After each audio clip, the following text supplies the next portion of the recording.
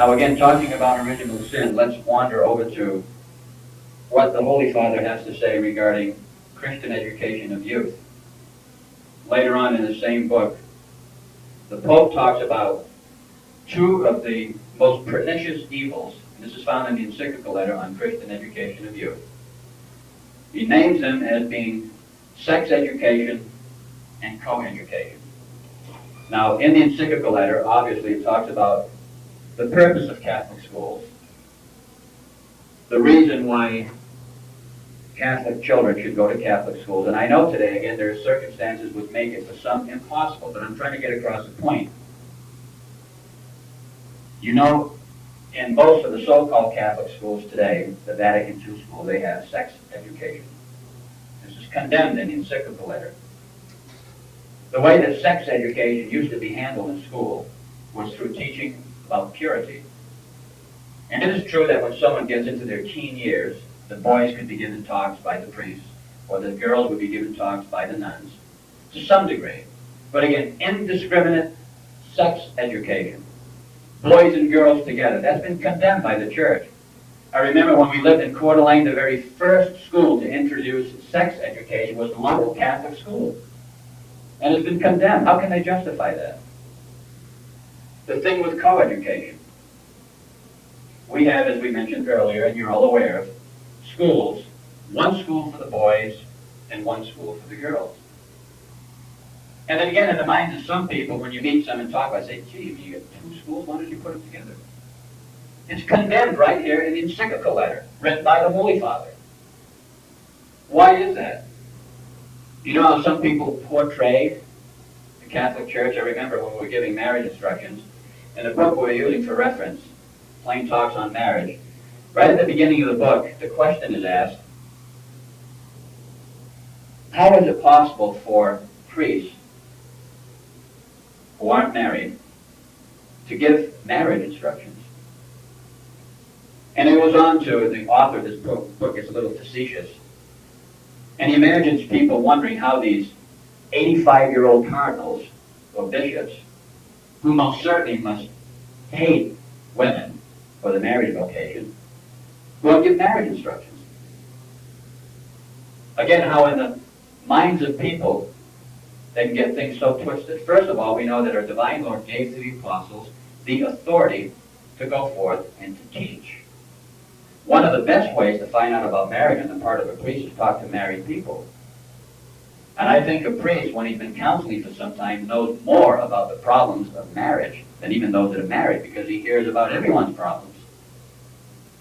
But again, to get across the point, the church has been given by God the authority to teach. And the reason that co-education was condemned is not because the church has this archaic outlook on sex. It's because the church recognizes the fact that as human beings we were born with a stain of original sin. Now it is true that when it comes to little children, insofar as a sex attraction, it is not there. And unfortunately, at times, exceptions have to be made. But if these exceptions became the rule, whether there's a sex attraction or not, little boys and girls together are taught that it's normal to be together. And it is not the mind of Holy Mother of the Church in this regard. Boys should be raised as boys, and girls should be raised as girls. In our age today, some people think it should be different. And unfortunately, in many cases it is, where you have the effeminate men and the masculine women in this goofed up society that we live in. But again, co-education is what the Holy Father said in the encyclical letter. False and harmful to Christian education is a so-called method of co-education.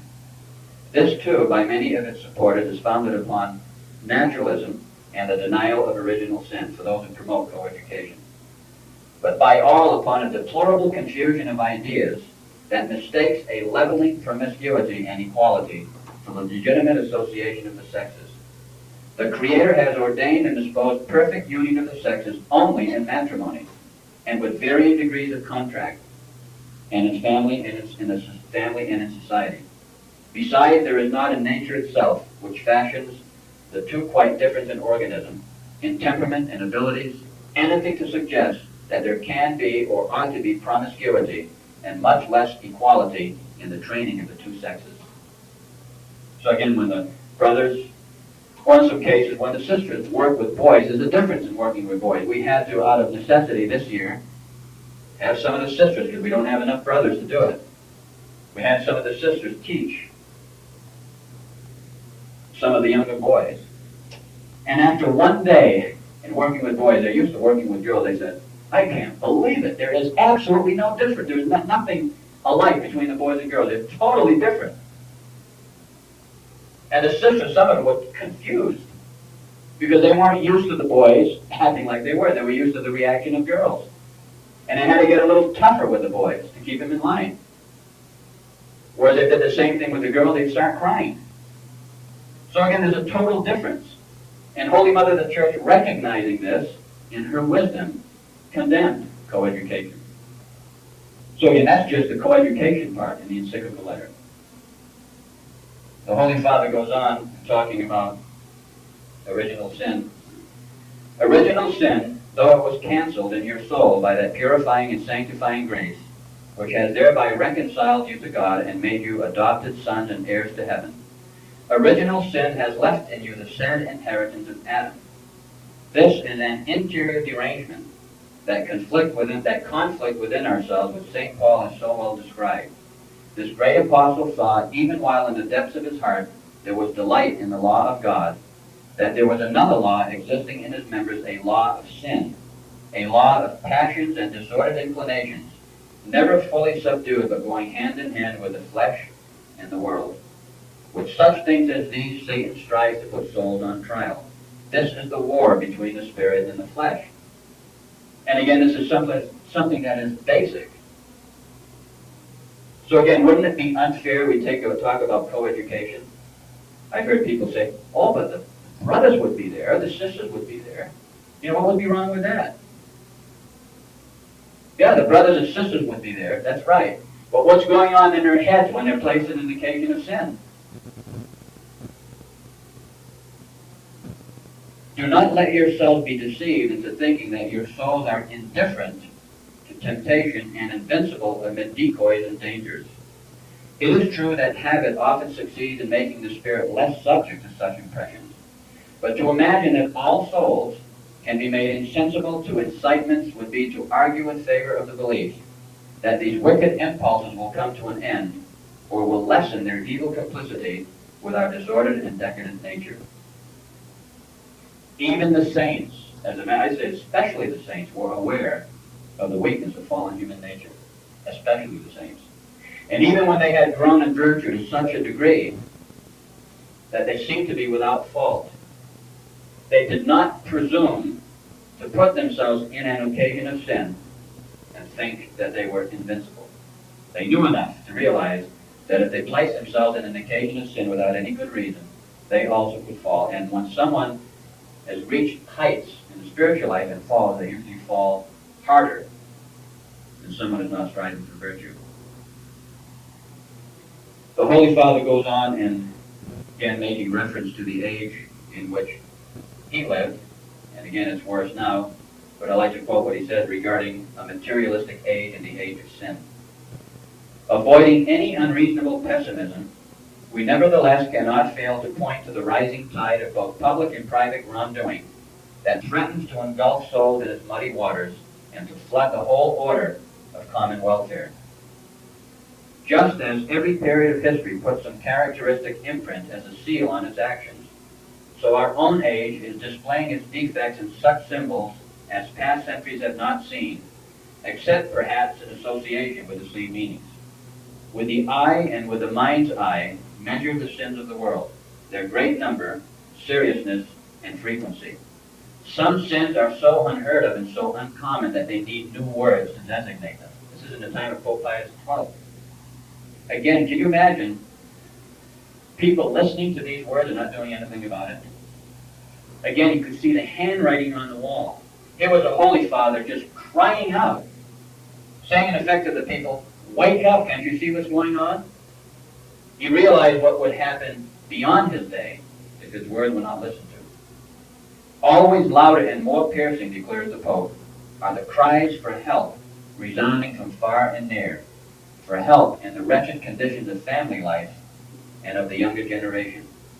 There seems to be unanimous opinion that the morality of a very great number of youth is continually on the decline. We could not name a better objective than the salvation of family and youth, for which the church might aim all her efforts. Again, a plea on the part of the Pope. We as individuals, as members of families, individual families, have to do everything within our power to strengthen the family. Again, this is an all-out war between the forces of Christ and the forces of Antichrist. It is even more disturbing, the pontiff goes on, to see that artfulness with which the contagion is spread so openly and systematically by means of immoral shows, films, novels, and magazines. The people, especially the young and adolescent, are infected with vice and likewise with irreligion as though with disease. If it be objected that such evil has existed in every era, that the complaint is nothing new, this may be granted. But also in the past, at the cost of great effort, there has been at least some degree of success in restraining the evil or restricting its course. Today, that same current may rush like a flood through a break in a dike, ruining cities, devastating hillsides, and submerging entire populations in a filthy tide. Now again, we live in an age where anything goes. And the big cry is, I have my rights. If I want to stand on TV, be on TV, and take God's name in vain, and use every four-letter word in the book, I have my rights. This is the age in which we live. And someone tries to prevent evil from taking place, he or she's in court, being sued by someone, because her rights or his rights were infringed upon. And again, if Pope Pius XII used these unbelievable words in describing the age in which he lives, I repeat, what would he do if he were alive today? We shall not now, says the pontiff, discourse upon the latent hereditary characters transmitted to offspring, or the considerable influence these will have on the future development. Sometimes these hereditary traits point an accusing finger at the disorders in the life of the parents, who have such grave responsibility to give their children a truly Christian education, even at the cost of great sacrifice. O fathers and mothers, whose reciprocal love the faith of Christ has sanctified, prepare yourselves well before the time for the birth of your children. Prepare the atmosphere of the home with a purity in which their eyes and minds will open to light and life, an atmosphere that will surround with the sweetness of Christ every step of their moral development. Again, the importance of you, yourselves, as parents, having the faith, knowing the faith, so that you can pass it on to your children. We've heard quite often on mission, people come out with something like this. Say you meet someone for the first time and you're trying to explain what's taking place. And some will come back and say, well, supposing what you say is true. I mean, where am I going to take my children to church? I have to take them somewhere. You say, but that's not Mass. Well, I know. Some have actually said, well, I know it's not, but I have to take them somewhere. Isn't that a tragedy? On one hand, saying they know that's not Mass, you like say, well, I know that's not right. I know by going to that school they're not being taught the truth, but they have to go somewhere.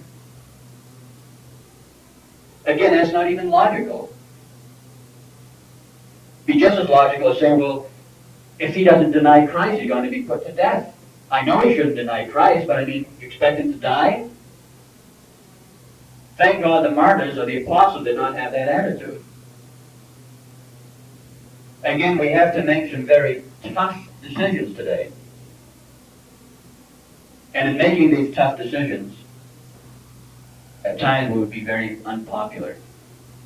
And again, looked upon as being fanatics, not being prudent. While I agree there is prudence, I repeat, we cannot use prudence to such a degree that we wind up compromising our faith. The Holy Father goes on, pointing out again the authority that parents have been given by God to influence upon their children. Defective use of their authority was pointed out by the angelic pastor as one elementary failing of many parents, a reason for the fruitlessness of the ethical instruction given to their sons and daughters. In particular, By conforming too often to customs, they surrender the authority which they ought rather to exert, within due limits, but effectually, whether to impose true standards or to oppose false ones. They are wrong when they give way to immodest fashions. Some are further to be blamed for their thoughtlessness in encouraging, if not actually demanding, such seriously improper attitudes. You know, when some people, again, we're talking in general terminology, but when some people talk about the fact that they'll admit on one hand, Our Lady of Fatima warned about immodest styles and fashions. She said, styles and fashions will be introduced that gravely offend my divine son. And then there are others, again, using prudence, will justify just about anything. What in the world is immodesty? That's what I say to those people. If what you're allowing or saying is okay, what do you have to do to be immodest? Be completely nude and then that would be immodesty? Again, Our Lady lamented this in 1917. Styles and fashions will be introduced that will gravely offend my divine son. Find the literature that was written by priests in the 30s, in the 40s, in the 50s. Read the literature over carefully. Get out some old pictures and see what clothes were worn by people in those days, and so far as tight form-fitting, the length of skirts, sleeveless dresses, etc., etc. And develop, again, a Catholic sense. It gets to the point, again, that you can justify just about anything, can't you? In this area of immodesty, one of the difficulties is at times something may not be per se a sin. You ever have this, you ever think about this? You have 20 different things that may be done in a series, and if you take each one by itself, you can't really say, per se, infallibly, this is a sin. But these 20 things happen, one after the other, and bang, you have a mess on the other side. So again, there are those that will argue and justify, well, since none of these 20 different things per se are sin, it's all right to do it. And they can justify just about anything. You get into the area about pants being worn by women, or shorts, and various forms of clothes, culottes. I remember some woman asked me, she says, well, what's wrong with culottes? I said, you know what culotte means in French? It means pants, culotte. What it means. It's another term for pants. And you say, well, if I get big, wide, baggy pants, isn't that better off than wearing a short skirt? Well, sure it is. But when you consider the whole movement behind it, see the whole picture. What better way to make women act like men is to have them dress like men. Even though it may not be, per se, in all situations, a sin, it could be. Tight pants would be a sin. So then you have this big argument. Well, you're being fanatical. You're telling women not to do this and not to do that. Again, should we just sit back and say, sometimes we feel like saying it, do what you want to do. Go ahead. And then if you lose your soul, or you have problems with your kids, don't come running to us. We don't say that. But again, humanly speaking, you get tempted to at least say it when you always run into this brick wall. What would be more pleasing to Almighty God? That's what we should ask ourselves. What would be best for my children? We would say to the women, and we say to our girls and our women, learn to be ladies. Get some Catholic class. Really learn to be ladies. Learn about the dignity of womanhood. Be feminine. Don't allow yourself in any way to even come close to being an occasion of sin.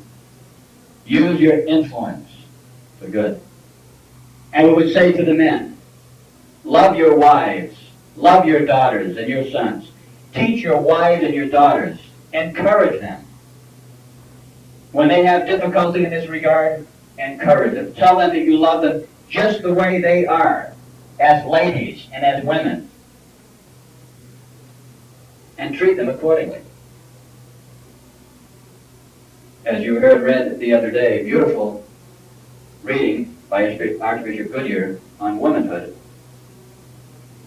What has been done to womanhood in our day and age today is probably unparalleled because of the means being used with the TV and the newspapers, the media. So again, all of this must be imparted, as we said earlier, to your own children.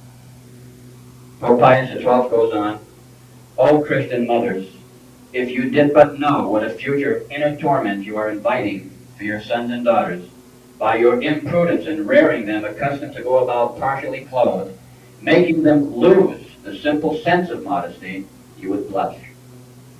Further, you would fear risking ignominy to yourselves and injury to the children heaven has entrusted to you for their nurture as Christians. And again, you can have someone turn back and say, gee whiz, she's only 3 or 4 years old. What are you, a nut? You're a fanatic or something? You think there's something wrong with a 3 or 4-year-old? You're trying to instruct the children. They learn when they're 1 year old, 2 years old. Are you going to allow them, you're going to teach them something or allow them to do something, which is not an occasion of sin, obviously, but you're going to allow them to do something where they become accustomed to it, and then at some point in time say, you shouldn't have done that, now you're going to do this. If they don't know anything other than that which is right and good, you won't have any problems. But if you introduce into the lives of your children a double standard, you're going to have difficulty. You don't think children soak in things at 3, 4 years old? You know, they've taken tests. A child can learn how to typewrite at 3 and 4 years old, can learn foreign languages at 3 and 4 years old. Their capacity for soaking in is unbelievable at that age. And they see what goes on. Some of the whirling kids are 2 and 3 years old are singing TV commercials as they sit before that boob tube day in and day out. So they're soaking in the bad stuff. What you have to do is see to it that they soak in that which is good and that which is holy. And when we say to mothers, the Pope continues, we repeat to others, especially those women of faith and also of piety, who by example, by their willingness to follow this or that daring mode, are destroying the last hesitation that has held back their sisters from adopting fashions which may become an occasion for spiritual ruin. As long as certain flaunting styles in dress remain the sad prerogative of women of questionable repute, almost a trademark for recognizing them as such, just so long a respectable woman will not venture to copy them for herself. But on the day that these things are worn by persons quite above suspicion, then there can be no doubt about the trend that will follow, which like a torrent will rush headlong and sweep over the most dangerous falls. Years ago, you could recognize by the way that they dressed the women of ill repute. They advertised themselves. They wanted people to know who they were and what they were about. And the Pope is saying when these same things are worn by people, good people, people who really mean it when they say they love God, but they've been sucked in again to this type of a situation where they're wearing things that are an occasion of sin and they don't recognize it. We have a book, and we're not getting into it now, but it's an older book that Father Clement had called Love, Sex, and the Teenagers. It was written by Father Lord, who wrote extensively on the Blessed Mother, and the book was dated 1947. Another one of the many books we'd like to get reprinted and have the parents read it first. Love, Sex, and the Teenagers. He gets right down to the nitty-gritty, and he's explaining very carefully the do's and the don'ts. Again, I don't have any doubt in my mind that as we begin, and we're going to, but as we begin to talk about those things in that book, we're going to hear, oh, come on, fanatic, and other terminology. Again, these books were accepted by Catholics in the 30s and the 40s and the 50s. But again, in our so-called enlightened age, where I repeat for probably the 12th or 13th time, while there is prudence, I repeat, we're at the point where we have to start living the faith, preaching the faith, and acting accordingly without being imprudent, but without compromise. And again, the problem is not continually talking about our faith. We've talked about it and talked about it and talked about it for years. Thank God we have. Our problems do not stem from not knowing at least the basics of our faith. Our problems stem, if we have any, from allowing the influence of the world to cause us to not be what we should be in the area of Catholic social principles. Again, we use as an example to get across a point. When Noah built the ark, he could have cared less what everyone else on the face of the earth thought about him. He was given by God a command to do it, and he was doing it. It took him 100 years to do it. The local nut for 100 years building this ark in the middle of nowhere. And everyone else in the world knew better. But he was on the ark and everyone else was destroyed. You have the example of Lot and his wife and their two daughters in the cities of Sodom and Gomorrah. They certainly must have remained in the home for quite a deal of time. They were the only ones that were found just. Everyone else was destroyed by God. Again, do we have to come to the conclusion, if we live in an age that is the worst age ever, that's what Pope Pius XII said. I don't think he was a fanatic. Pope St. Pius X said it. I don't think he was a fanatic. And it's worse now. So if we live in the worst age probably ever in the history of mankind, are we supposed to become lax? Are we supposed to take the words of Pope Pius XII and say, well, that doesn't apply now? It's worse now than it was then. And again, by saying that, that doesn't mean that we become pessimistic. We're not pessimistic. Thank God for our Blessed Mother that we can have an attitude of hope in spite of all of what's going on around us. With the help of Our Lady and her Divine Son, we can not only persevere, we can become saints. In this age of loss of faith, we can have a tremendous faith and a tremendous love for our Holy Catholic faith. And even live in the world, but not be of the world, in spite of the evil that surrounds us. But again, it calls for an all-out effort. It's not just enough to know the bare minimums of our Catholic faith. Again, we should be doing everything possible to see to it that we're not even close to an occasion of sin. Not just trying to barely get by in all areas. Not to in any way risk the loss of our immortal soul. The Holy Father goes on talking about the family. In the family, the Supreme Pontiff asks fathers, are you not the head? Must not your word, your deed, your power, your direction be always to the fore in influencing this generation of men? They who now sit smiling upon your knee thrive on your bread and also on your teaching. Under your watchful paternal care, those in adolescence today will tomorrow be on the way to maturity. So the Father will form in the Son the sort of Christian he himself is, and the Son in his turn will treasure up and increase the wisdom and words, the deeds and traditions handed down by his Father. Have you ever had the experience, and again, I'm sure you all have, when you're a little child especially, and your father told you something, and you're with your friend, your little friend, and you're arguing, going back and forth, saying, no, that's not true. How do you know? My father told me. He's infallible to a little child, right? So everything the father said sinks right in. And I repeat, if the father uses his influence right at the very beginning, son, you can't do this. This is not pleasing to God. You teach the children that sin is displeasing to Almighty God. The worst thing they could do was sin. The worst thing they could do is to hurt Jesus. I remember again another example in a family where this very thing was being done, was being taught. And how this little girl did something wrong and she was scolded by her father, and I was there and saw what took place. And in this particular place there was a chapel attached to the house, and the father says, I want you to go in the chapel and I want you to tell Jesus you're sorry. The little girl was about 3 years old. And she went up into the chapel right in the front by the communion room. She said, Dear Jesus, I'm sorry. And she's talking like this. I wanted to listen to what she was going to say. Bawling because she hurt Jesus. Now again, if someone was raised like this continually, she wasn't a warped child, normal child. She liked to go out and play. She had friends. But again, the parents were very careful who her friends were. And she was taught that the most important thing was, don't commit sin. Don't hurt Jesus. And again, the father, if the father is what he should be, especially with the boys, how tremendous that's going to be. How this is going to be passed on through the children.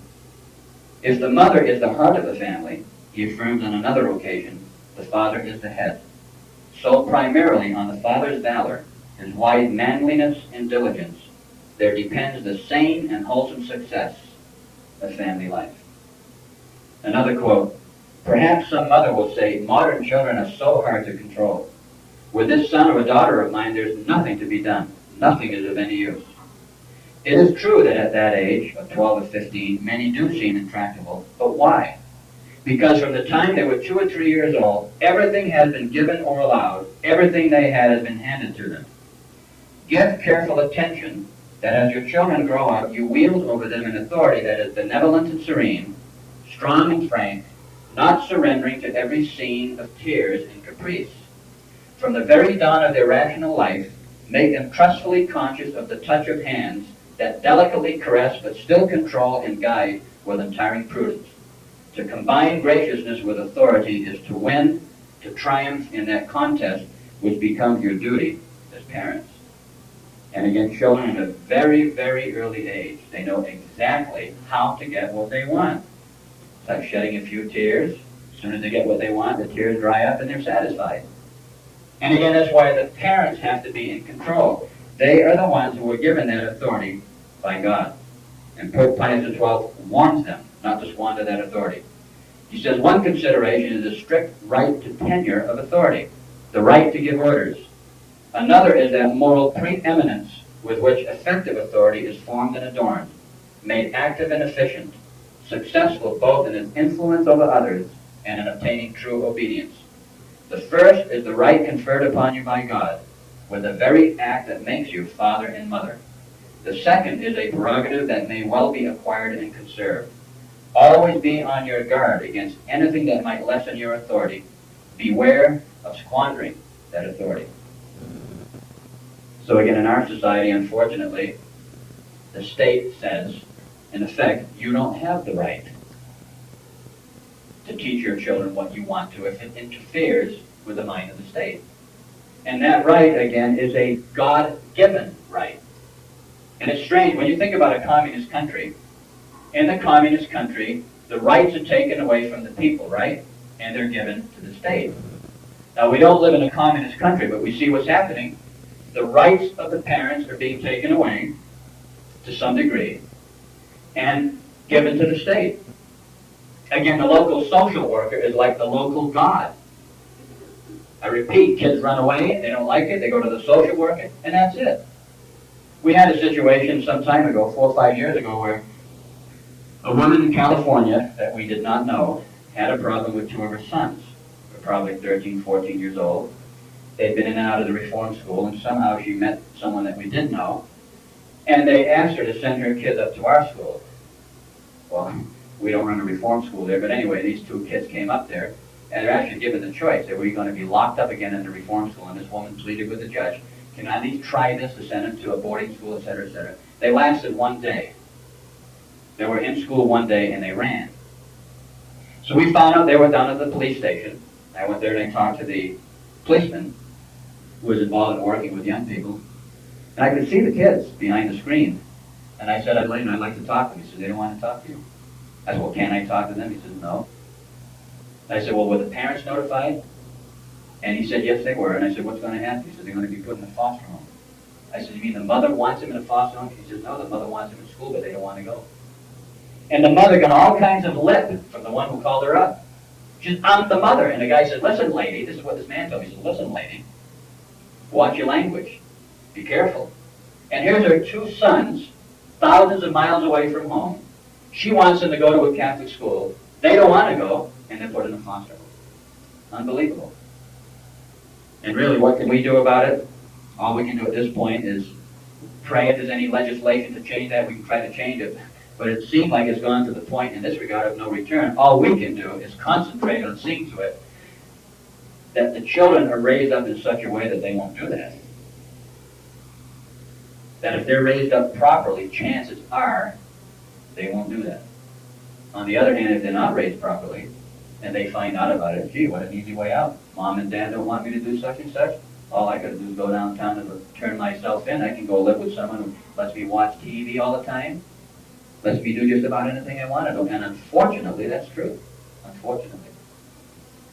Again, there's much more that could be gone into it. I would suggest if it's not really that available, I think there's probably half a dozen copies. We'll try to get this thing reprinted too, but it's a beautiful book. Again, the title can be misleading, The Problem of Teenage Purity.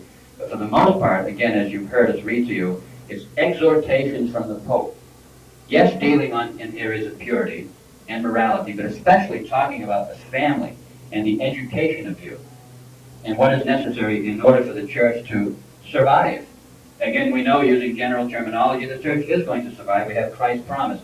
But if we want to be part of that church, and a lot depends on what you do with your children.